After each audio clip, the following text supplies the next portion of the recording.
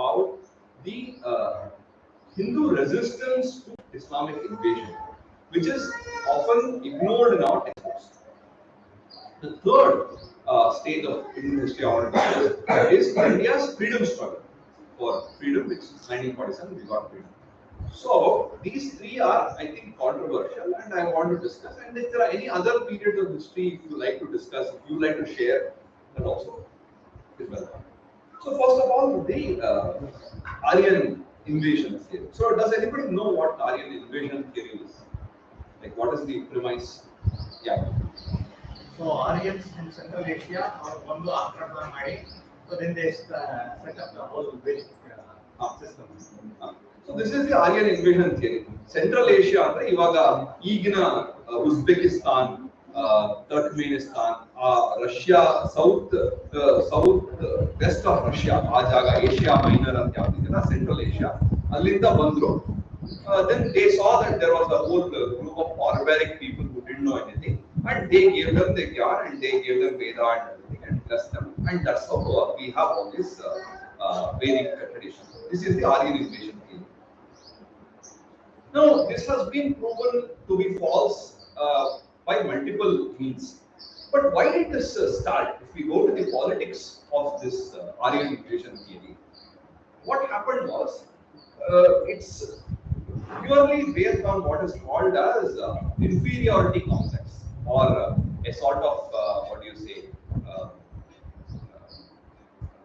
uncertainty on their part when you let's say for example you have studied in some school, in a small school in some place, and you have always come first rank in the class because a small group of 10 people are there, you are the smartest kid, you always come first rank.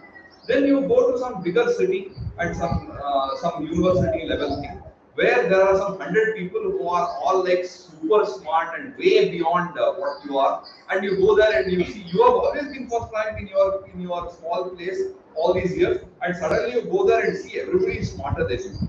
So it gives a sort of inferiority complex, and which is what happened to Europeans when they came to India.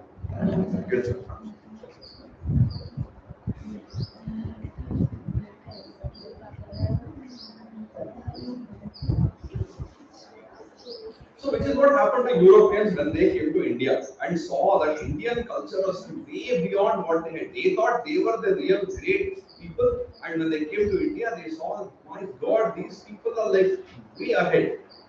How do you explain this? Oh, we must have come some 2000 years back and given them this knowledge. Otherwise, how they could have got this knowledge? So this is the kind of superiority, this thing that they had.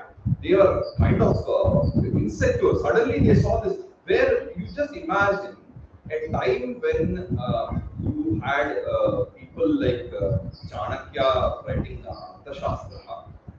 They are in this, around that time in Europe, many parts of Europe were like some nomadic tribes. When you had the great Gupta Empire and the works of Kalidasa, which is like the finest poetry in the world, there are people who are fighting with each other with some sticks. So the so-called dark ages in Europe went on till the 16th century, until they had the Renaissance period. The kind of statecraft what Chanakya has discussed in Arthashastra, the kind of aesthetics and dramaturgy that Bharata discusses in Natya Shastra, and what Anandavardhana discusses in his works, the kind of the state planning, the kind of metallurgy, all these things what India had in starting from 8th, 9th century BC. It is only in 17th and 18th century they were slowly realizing these things in Europe. That means almost 1,000-year gap. And even things like plastic surgery, rhinoplasty, all the things which was happening regularly in India, they looked at it and they were amazed. They took it to Europe. So things like surgery or so many fields, mathematics and all sorts of fields, they were shocked to see that these people, they thought they are some barbaric people, and ನೋಡಿದ್ರೆ ಏನು ಅದ್ಭುತ ಆಯ್ತು. So ಇಲ್ಲ ನಾವೇ ಬಂದು ಇವರಿಗೆ our ancestors have given Gyan to them. That's why they know all these things. So therefore they had this belief that these all the great things that are available in India because they have taught. And second thing is because they were coming from a Judeo-Christian point of view, and according to the Bible, the world was created 5,000 years back, some 4,000 some BC or some or 3,000 BC or something. So they could not believe that there is a civilization that can be older than because for the concept of time. Because I told you in the morning session that in India our conception of time is cyclical. So there will be sunrise, then sunset. There will be spring. There will be rainy season, autumn, winter. Again, there will be spring and this cycle. Then there is we have the Samvatsara Chakra. After 60 years, again the same Samvatsara will come. So Samvatsara Chakra. Then if you go even bigger, you have the Kalpa where you have all the Manvantaras and then the Yugas, the Chatur Mahayuga. So whole concept is cyclical. Whereas when creation started on that day, God said, "Let there be light," and then they say, "Allinda shuru agi, illi the doomsday, whatever judgment day, tanka muglo that day." The entire creation is starting, ending. It's a straight line. Ours is a circle. So therefore, they thought they believed because ultimately it's a belief, right? So they believed that the world was created on that day, and therefore, how can there be something before creation? Creation only happened on this particular day, 1st January or 4004 BC. How can there be something before that? So when they started looking at these uh, things which in Harappa and Mohenjo-daro and everything, they said it's not possible that there can be something before 3000 BC or whatever. So they assigned some dates to it. And Veda and all this 500 BC, 1000 BC, 1000, anything before 3000, within 3000 BC is okay, no problem, it's possible. But before that, no. So dinosaurs, they don't believe because it's not possible. How can it something be millions of years old? So this was the mindset that made them to create all these theories. And the entire Aryan invasion theory was based on a system of learning called as philology or linguistics. So using some words which is similar in Sanskrit and Latin, they said, oh, all this came from some Proto-Indo-European, some one language was there, which we created. From that only Sanskrit has come, Latin also has come. It is true that Sanskrit and Latin have some commonalities, but that is only one of the evidences that you can provide. And when you have two languages with similar words, unless you have some other evidence, you cannot show which language from which. There is no, you can't pinpoint this. And over the years, there has been a lot of evidence to show. In fact, even before this Wheeler discovered this Mohenjo-daro sites in 1924 or something, much before that, Swami Vivekananda had said, you can just, when we read some of the things that Vivekananda has said, we are amazed because today in 21st century with all the internet and the thing, even now a lot of people are in the dark. But in 1890s, when he was talking to some of the students in different parts of India, he said Indian history should be written by Indians. And these people who are ruling over us, they are trying to tell us that our ancestors were fools. Our religion is useless. We have to instill that pride in our people. And he said there is not a single instance in any of our literary works, and our literary works in Sanskrit and other Indian languages is not small. It will fill libraries. Even after so much was destroyed, even today, if somebody were to just print like this kind of a size book, all the literature that is available, all the various sutras, Smriti literature, Vedantas, Kalpa, Jyotisha, Vyakarana, different Shastra texts and Kavyas, and all the things available in Indian language alone, it will need a huge library, maybe covering acres. There is so much, it is not possible for one person to read it in one lifetime. That much of material is available. And in all this material which is available, there is not a single mention of anybody having come from some land outside of India or outside of the geographical region. There is no memory of a past in some other place. Now, even today, if you look at the Jewish people in India or the Parsis, they have some connection to their ancestors, their motherland. They still, although they were persecuted and they took shelter in India and India gave them the refuge, even today they have some memory that their ancestors moved to India from some other place, whether it's Persia or wherever. But in our text, there is not a single line which says that we were originally, there's some memory of some place. So that using just that piece of evidence, Vivekananda said that this is all bogus. And later it was proven to be true with all the excavations.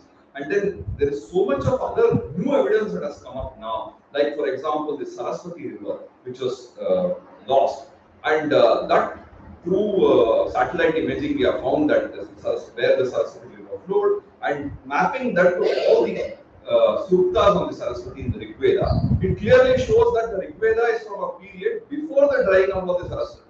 So therefore, it has to be at least some 4,000-5,000 years old. Then there is population genetics and cattle genetics. When they look at the kind of animals available in India, which could have moved from there, when they see, geographical region by region, when they study the genetics, they are found.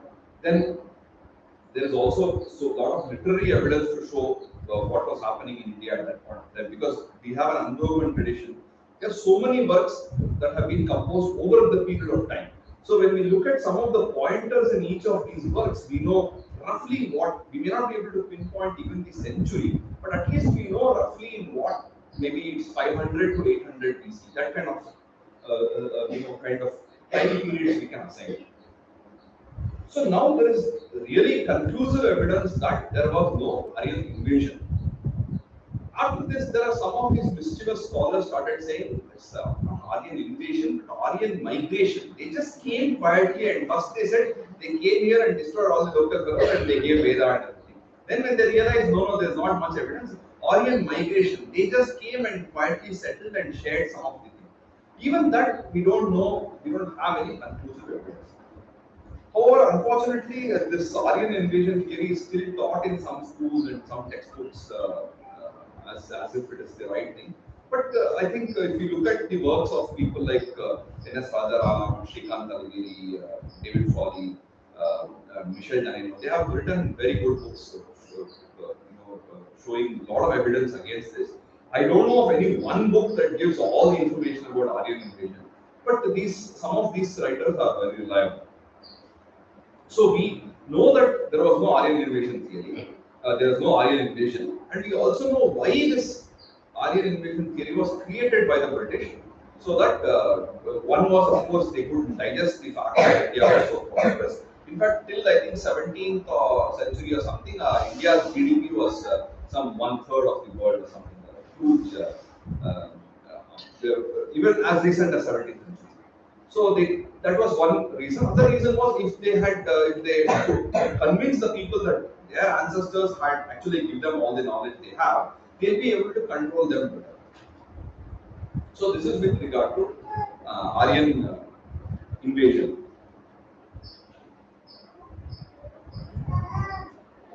Now we come to the Islamic invasion. If you look at our question, yes, it's okay.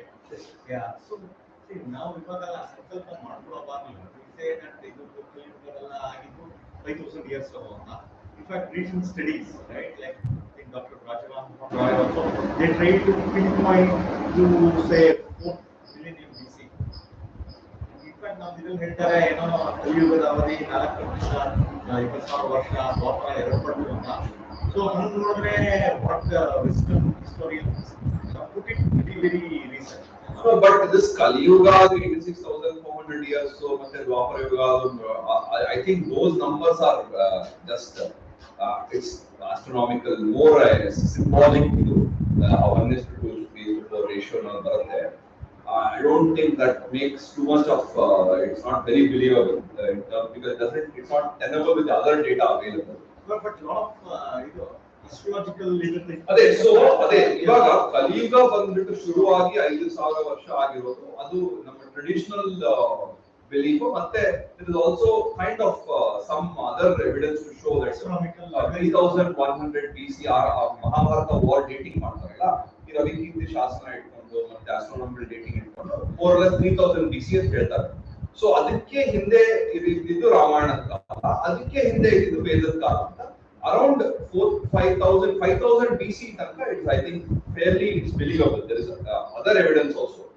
But ಈ ತ್ರೇತಾಯುಗದ ಎಷ್ಟೋ ಲಕ್ಷ ವರ್ಷಗಳು ಅದೆಲ್ಲ ಸ್ವಲ್ಪ I think it is just more of imagination and kind of it's like to show that this is very vast and then smaller symbolic ಅಂತ ಅನ್ಸುತ್ತೆ literal ಅಂತ. But ಈ 5000 years concept there is some other evidence also.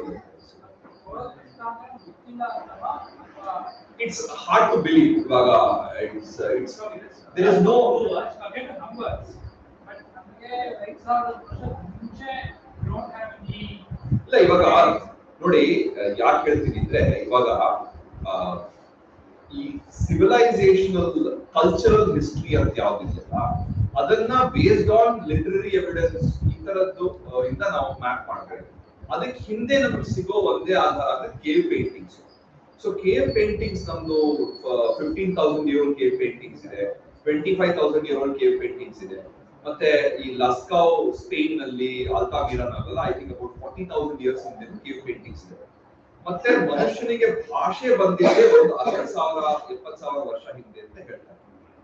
Before 100,000 years, the Homo sapiens species itself had just developed. But then 700,000 years back, if you take, that is when just humans started becoming bipeds.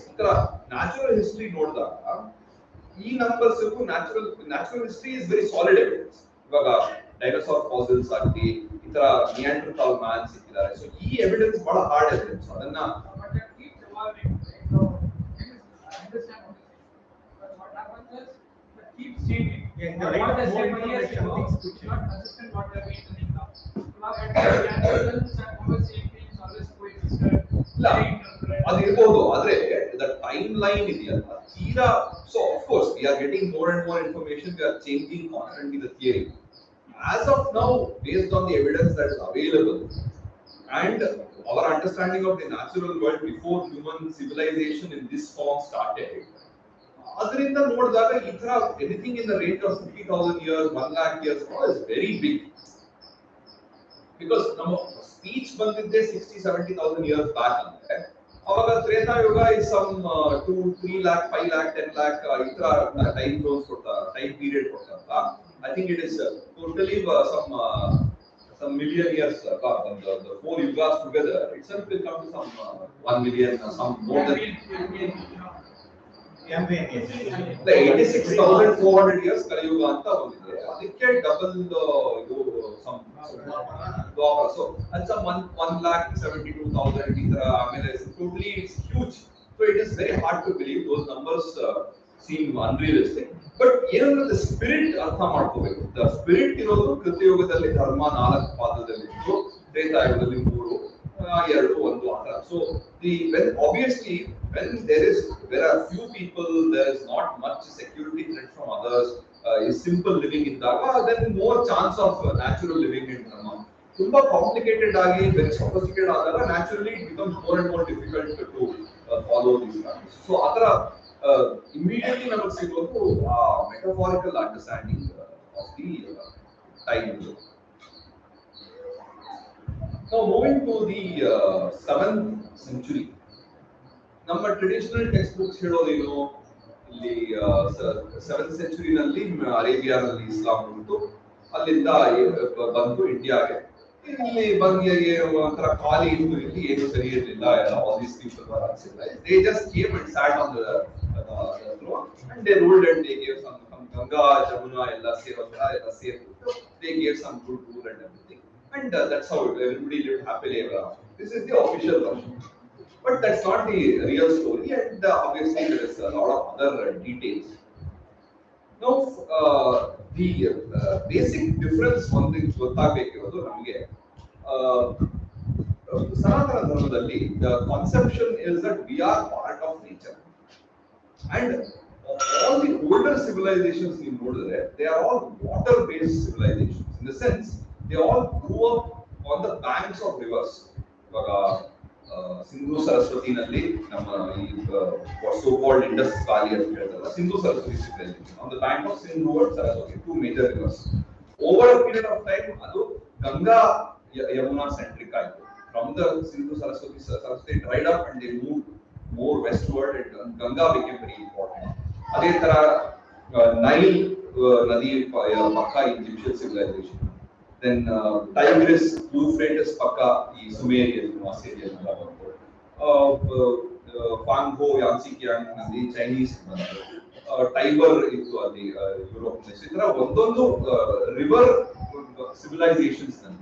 Naturally, there is more security and the nature is supporting. Whereas the Semitic religions came from the desert. In the desert, it's very, very difficult. You have to fight against nature. So the basic mindset of the river civilization is that we are part of nature and we are nurtured by it. So Aditya Prakriti is like a mother earth. Our concept is illi. Whereas in a desert, you have to fight against nature. Nature is the enemy. So illi fundamentally different mindset. So the whole idea is conquering nature versus nurturing and being part of nature. Key element. We don't have this world conquest notion. India has never gone and attacked some other neighboring country and taken over. And from 500 BC, a lot of invaders have come to India and attacked. But India has not gone and attacked some country. We have spread only by mostly by cultural means. In fact, even China and India had very good relations by cultural emissaries.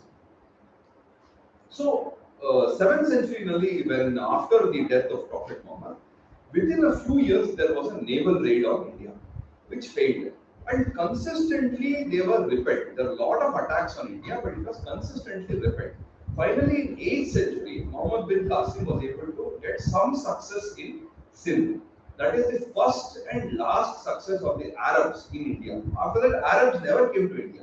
They were driven out. It is the Turkish people who came in subsequent thing. Even there, I know the Mahmud of Ghazni, 10th, 11th century, 997, 998 time, he takes over from his father, Subukti, and he attacks India multiple times. Initial Islamic invaders, they just came to loot, take some wealth and run away. Looting they established. So before that, actually they established. So starting from 7th century, that is 636 in the Shuruagi, almost for 570 years, constantly we have resisted. It was only in 1206 where this Qutbuddin Ayyubid established the Delhi Sultanate. So till that time, whether it was Ghazni or Mahmud Ghori, all these people they have fought and they have sent them back. So this period of 500, almost 600 years, textbooks nobody discusses these things. But it's a very important period because it shows that there was a resistance to invade. And India was always a land of plenty. So if you have a lot of wealth, you naturally attract invaders. Let us say you are living in a house, you have a lot of gold and you have a lot of money and some jewelry and valuables. You also will have a good security system. You will also have a security guard. You will also have multiple locks. Any common sense person will do that if you have a lot of wealth.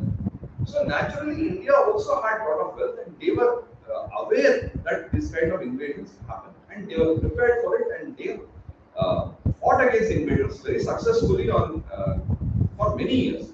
But it is times when they lost that larger vision. In fact, even in 8th century, after almost 80, 90 years of trying, Muhammad bin Qasim was successful because the other kings of Sindh, so there was a king called Dahar in Sindh. He was trying to fight against this Qasim.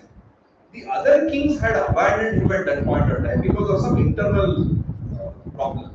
If they had united and fought against Muhammad bin Qasim, there was no way they would have been successful.